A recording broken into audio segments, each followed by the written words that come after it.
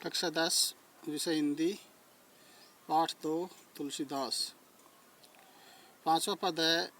तुम तो काल हाँक जनु लावा, बार बार मोई लागी बुलावा। सुनत लखन के वचन कठोरा, परशु सुधार दरेऊ कर दोहरा। आप जन देई दोष मोई लोगू, कटुवादी बालक बद जोगू। बाल विलो की बहुत में बाँचा, अब ये मरनी हार भा साचा। कौशिक कहा क्षमिए अपराधु, बाल दोष गुण गणहीन साधु। खर कुठार में अकुरुण को ही, आगे अपराधी गुरुद्रोही। उत्तर दे छोड़ो बिन मारे, केवल कौशिकशील तुम्हारे। नैत एही कटी कुठार कठोरे, गुरु ही उरीण हों श्रम थोरे। गादी सुनी कह हृदय हंसी, मुनि ही हरि अरई सूझ। ऐ मैं ऊखने खांड में अजून बूझ बूझ।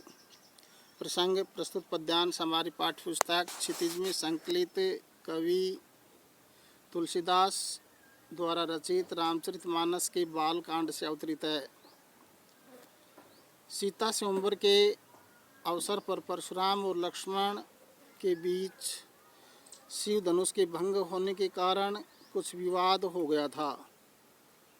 उसी समय का चित्रण किया गया है। व्याख्या। लक्ष्मण कहते हैं कि हे परशुराम, आप तो मानो काल को हाँक कर बार बार उसे मेरे लिए बुला रही हैं। लक्ष्मण के कठोर वचन सुनते ही परशुराम जी ने अपने फरसे को तुरंत हाथ में ले लिया और फिर कहने लगा, अब आप लोग मुझे कोई दोष मत देना। ये कड़वा बोलने वाला बालक मारे जाने योग्य है।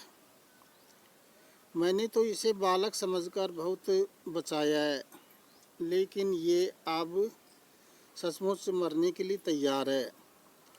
तब गुरु विश्वामित्र ने कहा, हे मुनि, अपराध क्षमा कीजिए।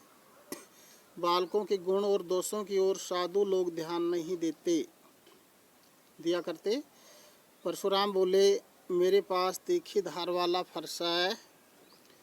मैं दया रहित और क्रोधी स्वभाव का भी हूँ। मेरे सामने ये गुरुद्रोही उत्तर दे रहा है, फिर भी मैं इसे बिना मारे छोड़ रहा हूँ। हे विश्वामित्र जी, मैंने इसे केवल आपके शील और प्रेम के कारण मारे बिना छोड़ रहा हूँ, नहीं तो उसे इस कठोर फरसे से काटकर थोड़े ही परिश्रम से गुरु के ऋण से मुक्त हो जाता। विश्वामित्र जी मन ही मन हंसकर कहने लगे कि परशुराम को तो इस समय हरा ही हरा सूझ रहा है, अर्थात अन्य सभी जगह पर विजयी होने के कारण ये राम और लक्ष्मण को भी साधारण क्षत्रिय ही समझ बैठे हैं। पर ये तो लोहे से बनी हुई खांड है, गन्ने की खांड नहीं, डालते ही गल जाती है। मुनि अब भी बेसमझ बने हुए हैं और उनके प्रभाव को नहीं समझ पा रही हैं। विशेष पहला बिंदु, तुलसीदास ने लक्ष्मण के तेज स्वभाव, विश्वामित्र के विवेक और परशुराम के घमंड का सटीक चित्रण किया है। दूसरा, अवधि भाषा का प्रयोग किया गया है। तीसरा, वीर रस ओज का गुण अभिव्यक्त हुआ है। चौथा, दोहा चौपाई छंद का प्रयोग किया गया है। पांचवा, उत्प्रेक्षा, पुनरुक्ति प्रकाश, अनुप्रास और रूपक अलंकार प्रयुक्त हुआ है। छठा पद है। कहेऊ लखन मुनिशील तुम्हारा, को नहीं जान विदित संसारा। माता पिता उरिन भय नीके, गुरु ऋण रहा सोच बड़ जी के। सो जनु हमरे ही माथे काढ़ा, दिन चली गई ब्याज बाढ़ा।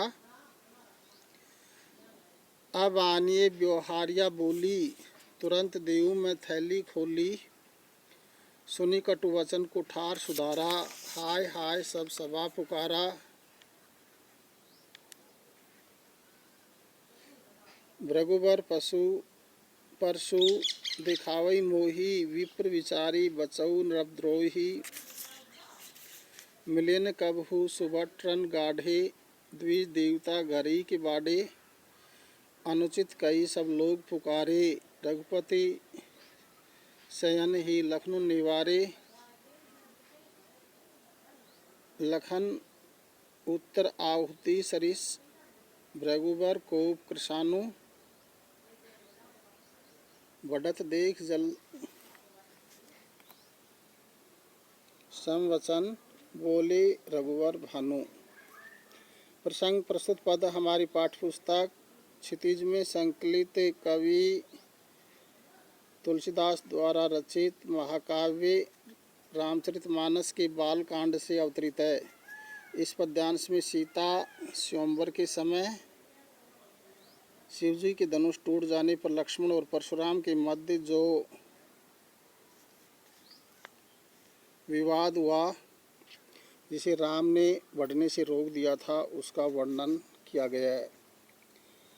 व्याख्या कवि तुलसीदास जी कहते हैं कि लक्ष्मण ने कहा, हे मुनि, आपके शील को कौन नहीं जानता, वह तो पूरे संसार भर में प्रसिद्ध है।